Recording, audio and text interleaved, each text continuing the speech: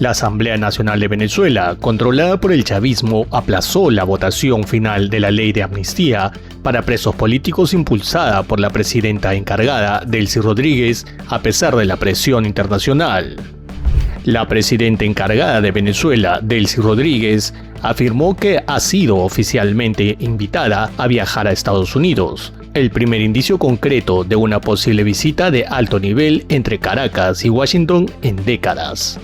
China rechazó las acusaciones de Estados Unidos sobre una supuesta falta de soberanía de Perú en el megapuerto de Chancay, uno de los más grandes de la región, y que ha cobrado importancia tras el mensaje de la Embajada de Estados Unidos en Lima.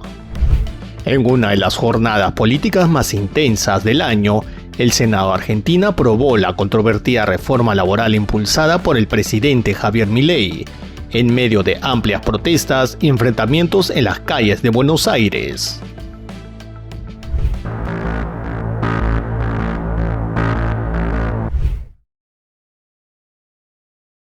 La Asamblea Nacional de Venezuela, controlada por el chavismo, volvió a posponer la votación final sobre la ley de amnistía para presos políticos, impulsado por la presidenta encargada, Delcy Rodríguez.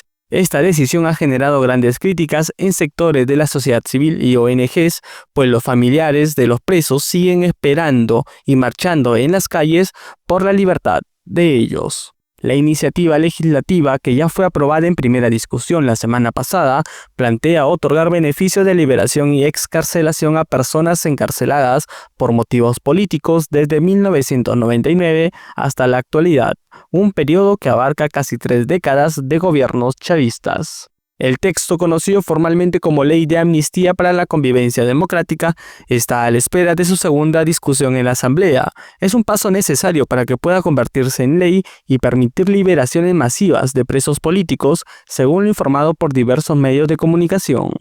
Para algunos familiares de detenidos políticos y organizaciones civiles, la norma representa una esperanza de reintegración y reconciliación, después de semanas de excarcelaciones parciales que han beneficiado a cientos de personas, aunque ONGs como Foro Penal mantienen que todavía quedan más de 600 presos tras las rejas. Sin embargo, diversas organizaciones no gubernamentales han expresado reservas sobre el texto legal, señalando que presenta contradicciones importantes y que su rápida aprobación podría dejar fuera a muchos de los que esperan libertad. En particular, la ONG Acceso a la Justicia indicó que la redacción de la ley, al incluir términos como extremismo, podría descalificar de entrada a personas que deberían ser beneficiarias. Hasta el momento, el Parlamento ha sostenido consultas con sectores de la sociedad civil, ONGs y familiares de presos en un intento por incorporar propuestas y aclarar dudas sobre el texto antes de su votación final en esta segunda discusión. El fiscal general de Venezuela cree que la ley de amnistía es el camino a una pacificación real en su país. En una entrevista con la France Press, Tarek William Saab confió además que las excarcelaciones de presos políticos en el país lleven a Estados Unidos a liberar al presidente depuesto Nicolás Maduro, capturado el 3 de enero por fuerzas estadounidenses durante una incursión militar en Caracas y otras regiones. Que en medio de ello tiene que haber, si vamos a hablar de una amnistía y un perdón absoluto, el ciudadano presidente Nicolás Maduro, constitucional, presidente constitucional de Venezuela, y la doctora Cilia Flores, diputada y primera dama, tienen que ser liberados de manera incondicional cuando se le dé la audiencia en marzo. El fiscal también espera que la ley de amnistía genere además el levantamiento de las sanciones internacionales contra Venezuela. Si estamos tendiendo la mano, oye, que nos correspondan a todos los niveles esa mano tendida, que se levanten las sanciones, todas las sanciones que han habido contra el pueblo de Venezuela, contra la economía venezolana, no solamente por parte de los Estados Unidos, de Canadá y de la Unión Europea. Es el momento para eso. La ley de amnistía fue impulsada por la presidenta Delcy Rodríguez, quien asumió el poder tras la captura de Maduro. Desde entonces, gobierna bajo presión de Washington y de Donald Trump, a quien cedió el control del petróleo. La mandataria anunció pocos días después de asumir un proceso de excarcelaciones que dio libertad condicional a más de 400 presos políticos. Expertos estiman que la amnistía llevará a la salida de más prisioneros sin condiciones. La presidenta encargada de Venezuela, Delcy Rodríguez, afirmó que ha sido oficialmente invitada a viajar a Estados Unidos, el primer indicio concreto de una posible visita de alto nivel entre Caracas y Washington en décadas. En una entrevista con la cadena NBC News, Rodríguez dijo: "Me han invitado a Estados Unidos", y señaló que está contemplando ir allí una vez que se establezca cooperación bilateral para avanzar en distintos temas de interés común. La declaración se produce en medio de la visita a Caracas del secretario de Energía de Estados Unidos, Chris Wright, quien este miércoles se reunió con Rodríguez para trabajar en una agenda energética bilateral que incluye la recuperación de la industria petrolera venezolana, una de las más afectadas del mundo tras años de sanciones, falta de inversión y mala gestión. Rodríguez ha vinculado esa cooperación especialmente al sector energético, donde Estados Unidos ha empezado a emitir licencias que permiten la producción y exploración de hidrocarburos venezolanos, abriendo de facto el sector a empresas extranjeras y facilitando así una posible reconstrucción petrolera con participación internacional. Aunque Rodríguez no especificó cuándo podría ocurrir el viaje, dejó en claro que dependerá del avance de la cooperación bilateral entre los gobiernos y de cómo se concreten acuerdos que permitan avanzar con todo en temas de interés común. Rodríguez, ex vicepresidenta y ministra de Petróleo, asumió la presidencia encargada tras la captura de Nicolás Maduro, detenido en Estados Unidos por cargo de narcoterrorismo, conspiración para importar cocaína y delitos con armas. En su entrevista, Rodríguez sostuvo que Maduro sigue siendo el presidente legítimo de Venezuela y aseguró que tanto él como la primera dama, Cilia Flores, son inocentes de los cargos que enfrenta en la justicia estadounidense. Por su parte, el secretario de Energía, Wright, tras su reunión con Rodríguez, habló de una agenda energética que puede ser productiva, efectiva y beneficiosa para ambos países a largo plazo, consolidando un canal de diálogo que va más allá del petróleo e incluye cooperación técnica y económica. En una señal que refleja el vuelco geopolítico en el mercado global del crudo, China ha comprado parte del petróleo venezolano que Estados Unidos había adquirido tras asumir el control de las exportaciones petroleras de Venezuela. Así lo indicó el secretario de Energía de Estados Unidos, Chris Wright, durante una mesa redonda en Caracas. Wright no ofreció cifras detalladas sobre cuánto petróleo habría comprado China, pero afirmó que estas operaciones se realizaron en condiciones comerciales legítimas y que acuerdos legales con empresas chinas son aceptables siempre que se rijan por normas de mercado.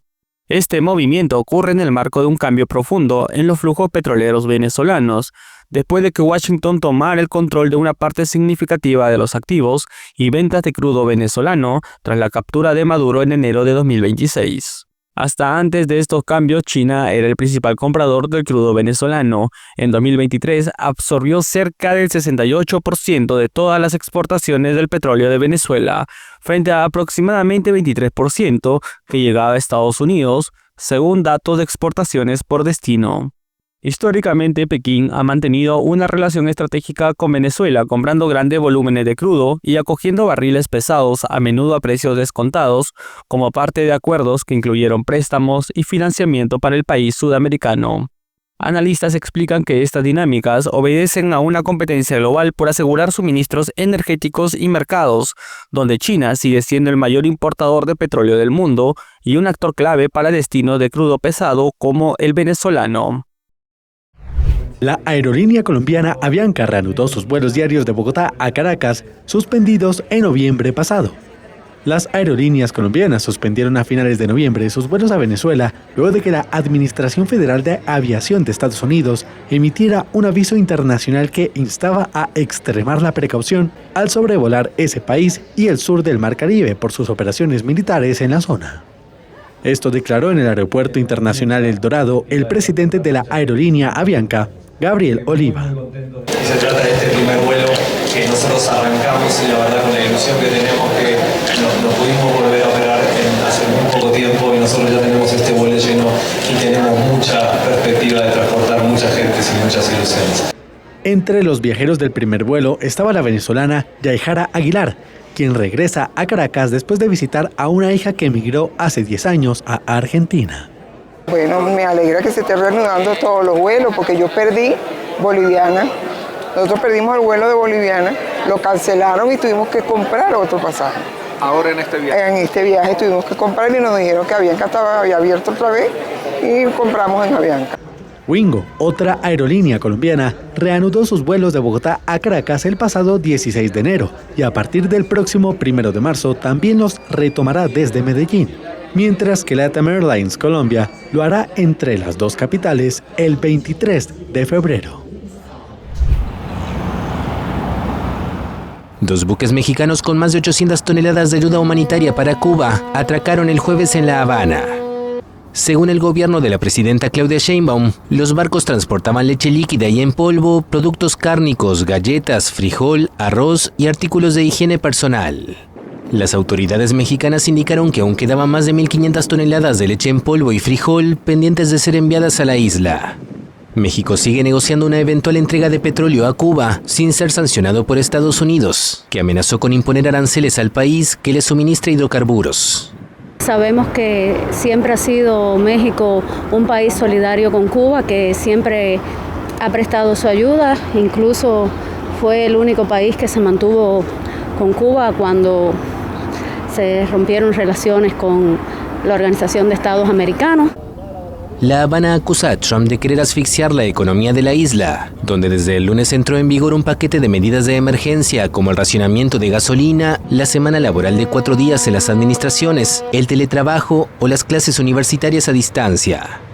La crisis económica que afecta a Cuba se agudizó por la brusca suspensión del suministro de crudo desde Venezuela, su principal proveedor de combustible durante los últimos 25 años, tras la caída de Nicolás Maduro en una intervención militar estadounidense el 3 de enero.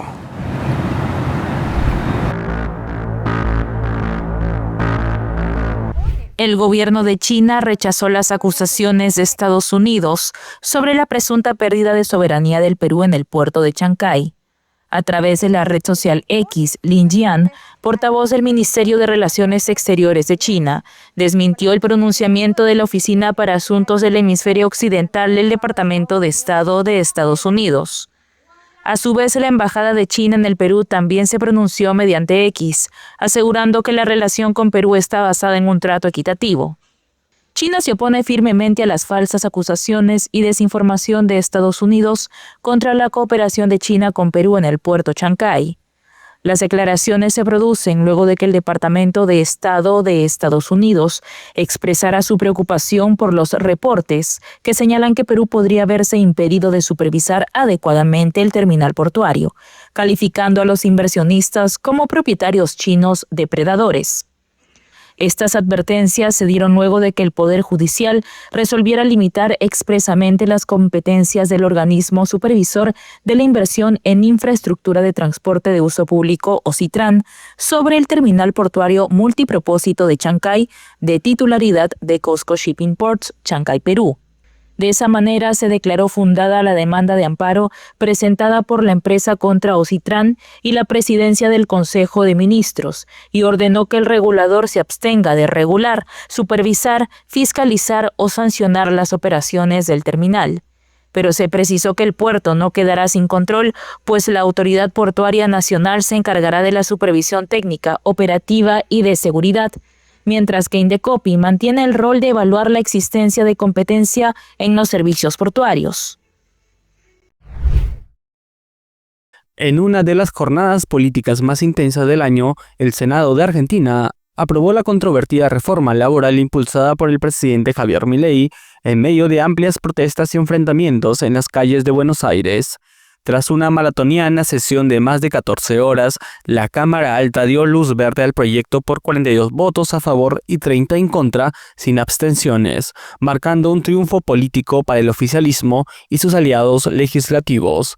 Ahora el texto, que representa una de las reformas más profundas al régimen laboral argentino en décadas, pasará a la Cámara de Diputados para su próximo debate. La reforma, denominada Ley de Modernización Laboral, propone cambios que sus impulsores describen como clave para dinamizar el mercado de trabajo formal, reducir la litigiosidad y atraer inversiones. Entre sus puntos más controvertidos está la posibilidad de extender la jornada laboral hasta 12 horas, la facilitación de despidos La modificación de la indemnización por cese, la reducción del poder de negociación de los sindicatos y la creación de un fondo de asistencia laboral financiado por aportes empresariales. La reforma plantea, por ejemplo, la posibilidad de pagar salarios en moneda extranjera o en especie, algo que sus críticos consideran un retroceso en términos de protección social, así como la disminución de la influencia de los sindicatos en las negociaciones colectivas. El gobierno de Milei sostiene que estas medidas son necesarias para modernizar un mercado laboral estancado por décadas, en un país donde la informalidad y el desempleo han sido desafíos persistentes. Los oficialistas argumentan que el marco legal anterior, vigente desde principios de los años 70, frenaba la creación de empleo registrado y la competitividad económica. Sin embargo, la oposición y sindicatos, como la Confederación General del Trabajo, han calificado la norma de regresiva y peligrosa, advirtiendo que debilita derechos laborales históricos, reduce las protecciones de los trabajadores e incluso podría acentuar la precarización. En las calles, según informes policiales, varios oficiales resultaron heridos y decenas de manifestantes fueron detenidos en medio de la tensa jornada. Los gremios sindicales advirtieron que continuarían su resistencia e incluso podrían recurrir a la justicia si la normativa definitiva afecta derechos constitucionales.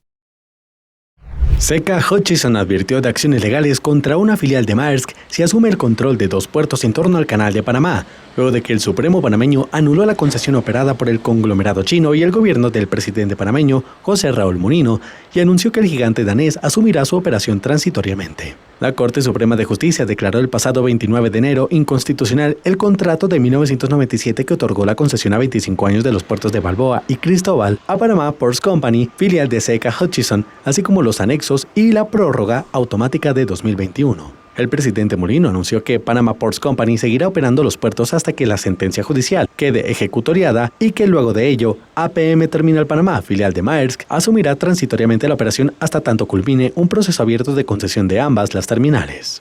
En un comunicado, Zeca Hutchison informó que el pasado 10 de febrero notificó a AP Moller Maersk que cualquier acción de su subsidiaria APM Terminal Panamá como de sus otras empresas afiliadas para asumir la administración u operación de los puertos operados por Panama Ports Company en cualquier capacidad y por cualquier periodo de tiempo sin su consentimiento causará daños al operador chino y dará lugar a recursos legales contra la empresa danesa.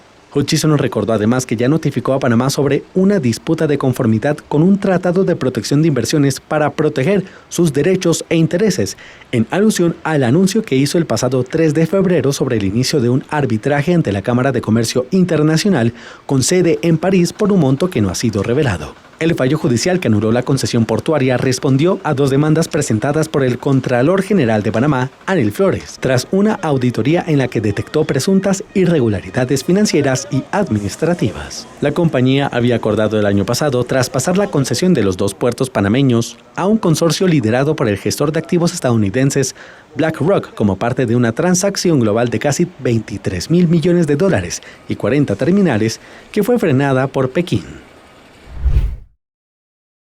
El gobierno de Colombia decretó el miércoles el estado de emergencia en 8 departamentos por las inundaciones que azotan el norte del país. Una temporada de lluvias atípica que ha dejado casi una veintena de muertos golpea especialmente el departamento de Córdoba, de tradición ganadera. Según las autoridades, más de 150.000 habitantes sufren a causa de los desbordamientos de una represa y varios ríos.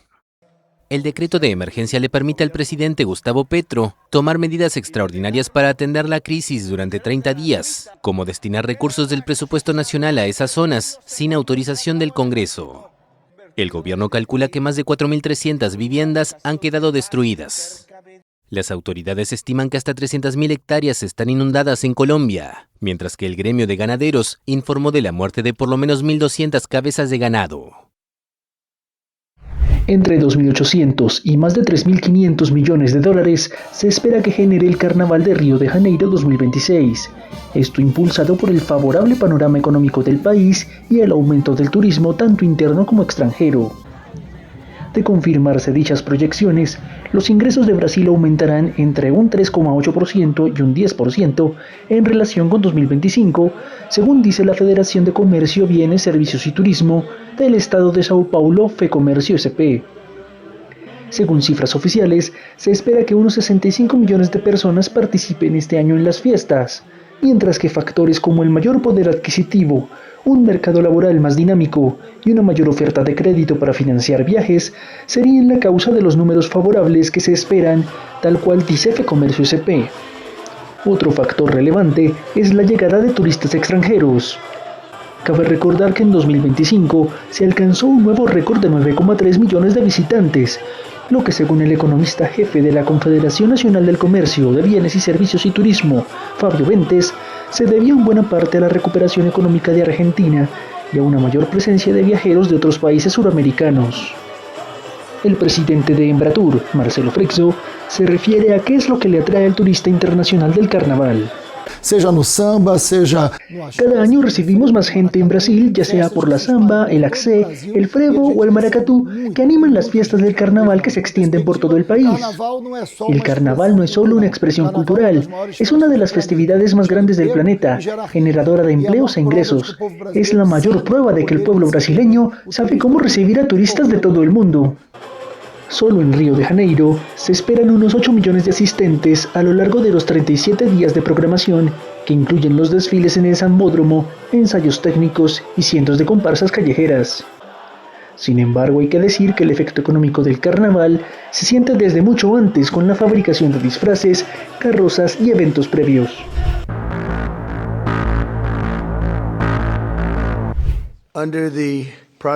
Con el proceso que la Agencia de Protección Ambiental acaba de completar, estamos poniendo fin oficialmente a la llamada constatación de peligro, una desastrosa política de la era Obama que dañó gravemente a la industria automotriz estadounidense y que hizo subir masivamente los precios para los consumidores. Los precios aumentaron de forma increíble por un producto peor. Esta acción eliminará más de 1.3 billones de dólares en costos regulatorios y ayudará a que los precios de los autos caigan drásticamente. El director ejecutivo de Instagram, Adam Mosseri, rechazó el miércoles la noción de adicción clínica a las redes sociales durante un juicio histórico a Google y Meta, que busca determinar si diseñaron las plataformas con el fin de causar adicción en niños. Meta, matriz de Instagram, y Facebook y YouTube, propiedad de Google, se sientan en el banquillo acusadas de buscar enganchar a los usuarios más jóvenes para el lucro de las compañías. El núcleo del juicio son los algoritmos y las funciones de personalización, acusados de fomentar el visionado compulsivo. Mosseri afirmó que es importante diferenciar entre adicción clínica y uso problemático cuando era interrogado por el abogado de la parte demandante, Mark Lanier. Lanier impugnó de inmediato este punto al subrayar que el testigo no tenía un título en medicina ni en psicología, a lo que Mosseri replicó que nunca afirmó poder diagnosticar la adicción. El concepto de adicción es la clave en este juicio civil, que se centra en la denuncia de una mujer de 20 años, identificada como Kaylee GM, quien afirma haber sufrido daños mentales graves luego de volverse adicta a las redes sociales cuando era niña. En sus declaraciones iniciales, el abogado de Meta, Paul Schmidt, replicó que el deterioro del estado psicológico de la demandante se debía a problemas familiares. Mosseri, en cabeza de Instagram desde 2018 y la primera figura importante de Silicon Valley en comparecer ante el jurado de 12 integrantes, rechazó la idea de que Meta antepusiera sus beneficios a la seguridad de sus usuarios.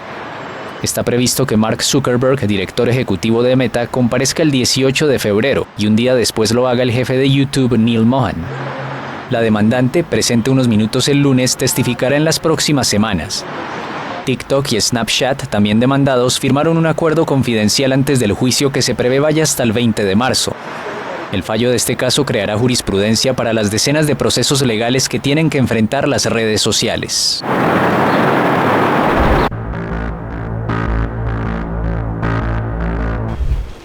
Rusia ha lanzado la noche del miércoles una de sus ofensivas más agresivas contra los principales núcleos urbanos de Ucrania. Según el último parte de la Fuerza Aérea Ucraniana, Moscú empleó un arsenal masivo compuesto por 219 drones de larga distancia y 24 misiles balísticos. El uso de estos misiles balísticos marca una tendencia preocupante por su dificultad de interceptación. Aún así, las defensas aéreas lograron abatir 15 de ellos, además de un misil guiado. En cuanto a los drones, la efectividad fue mayor. 197 dispositivos fueron derribados antes de alcanzar sus objetivos. Sin embargo, 9 misiles y 19 drones lograron evadir las defensas, impactando en 13 localizaciones distintas del país.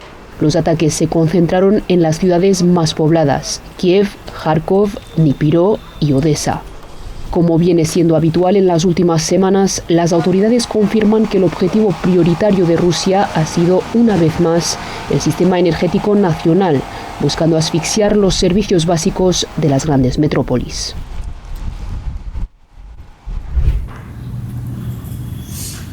Rusia bloqueó WhatsApp.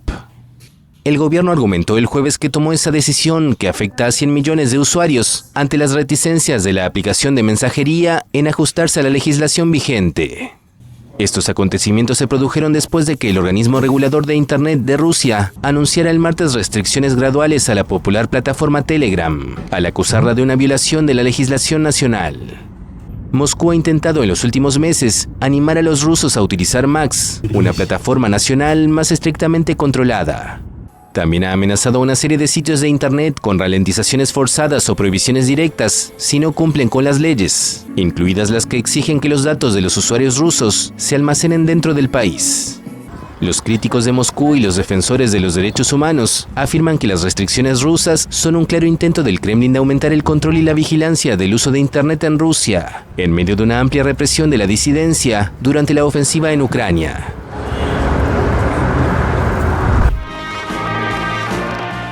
El líder de Corea del Norte, Kim Jong-un, ha consolidado a su hija, Yoo Ae, como su aparente heredera.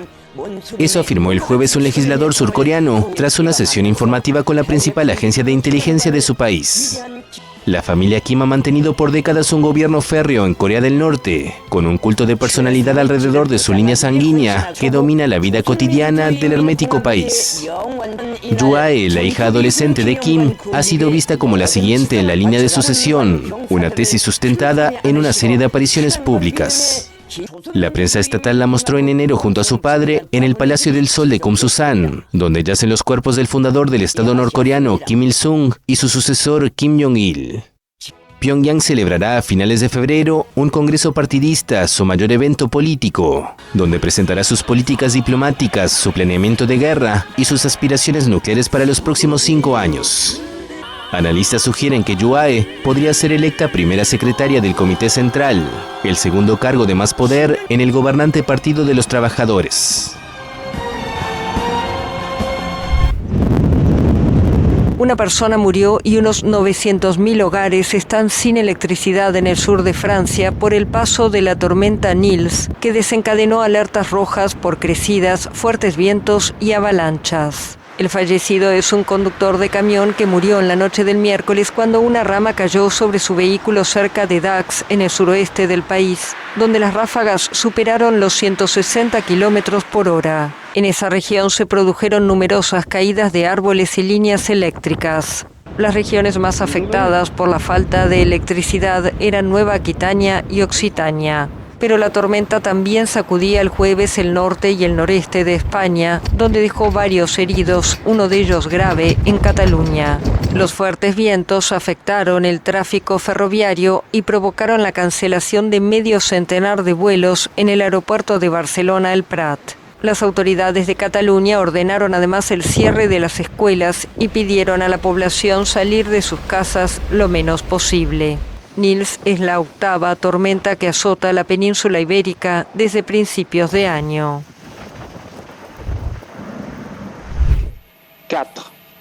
Misión exitosa.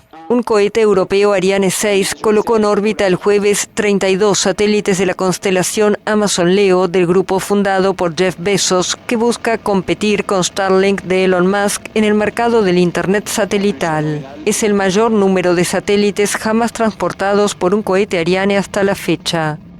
Este vuelo, que despegó desde el Centro Espacial de Kourou en la Guayana Francesa, inaugura una serie de 18 lanzamientos que Arianespace realizará para la constelación de Internet de alta velocidad de Amazon.